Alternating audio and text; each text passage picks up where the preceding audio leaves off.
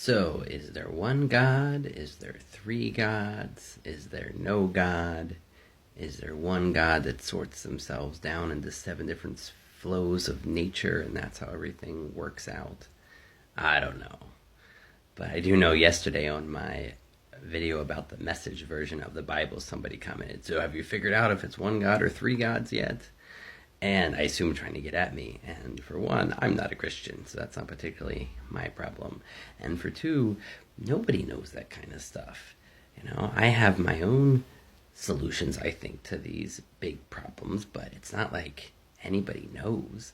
I know enough that I'm living my life by them, but if it turns out that they're not true, well, that's fine. It's one of the things that I really like about what Crowley says about the tree of life.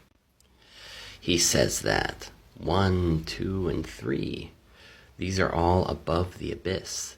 The oneness, the great dualities of yin and yang, the trinities of the world, all of these are beyond human knowledge. We're not supposed to be able to understand the unity of the universe. It's fun to kind of play around with the idea, but it's important to remember that in any good spiritual work, they say, you're going to hit a limit on what you can understand.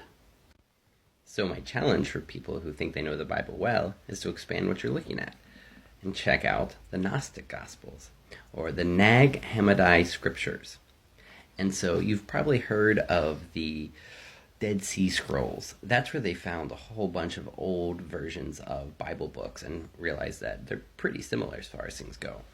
What's cool about the find at Nag Hammadi is these are a bunch of Gnostic scripts that were found, and sometimes they're some of the only existing ones in the world, or we only have one other copy of. And so it's a whole bunch of early Christian writing as well that was basically chosen to not be put in by early church leaders or were taken out later and later. There's been a lot of changes to what's the now known as the Standard Bible.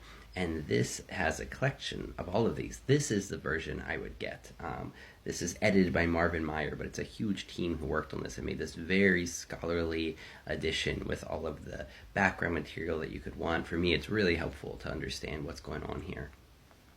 And it's not just one thread that's going in one direction. It's a whole bunch of different ideas. You can see how as hydra-headed as the modern Christian church is in all of these different ways in all the world, it was the same thing at the very beginning. There are people taking what they wanted from this. And I would especially tell you to look at the Gospel of Thomas. If you really have enjoyed the Gospels of Jesus, the Gospel of Thomas is an amazing version of what he was talking about. And so I would recommend these scriptures to anybody who wants to know more about early Bible thinking.